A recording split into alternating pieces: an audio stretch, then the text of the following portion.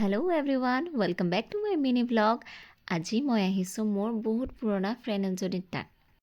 তাইৰ নাম হ'ল নন্দা আৰু এই টিকিলিজনী হ'ল তাইৰ ছোৱালী। আমি বহুত পুৰণা ফ্ৰেণ্ড আৰু আমি এতিয়াই পথাৰৰ মাজে মাজে গৈ আছোঁ নন্দাৰ মাৰ ঘৰলৈ।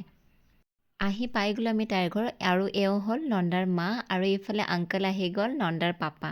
কলেজত পঢ়ি থাকোঁতে তাই বিয়া নোহোৱাত আমি বহুত আহিছোঁ ইয়ালৈ আৰু প্ৰথমতে ইয়াৰ গাৰ্ডেনখিনি মই চাই ল'লোঁ, নতুন কি ইয়াত লগাইছে আণ্টিয়ে।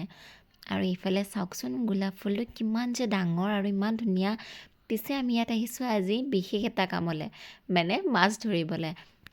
মাছ কিমান পাওঁ নাজানো, বাট ডাঙৰ এটা বাল্টি লৈ পেলাই এয়া এনেদৰে জংঘলে মংগলে সোমাই গৈছোঁ আমি। আৰু আনফালে সুৰাও লাগি গ'ল মাছ মৰাত আৰু প্ৰথমতে এই এজনী মাছেৰে আমি ফিতাটো কাটি ল'লোঁ।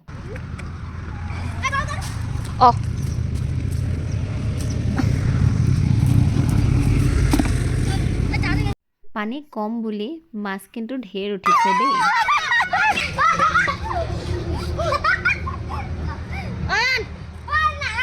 আজিকালিতো টাউনত পুখুৰী নোহোৱাই হৈছে, সেয়া আমি বহুত এনজয় কৰিলোঁ মাছ ধৰোঁতে। এয়া আজিৰ মাছ।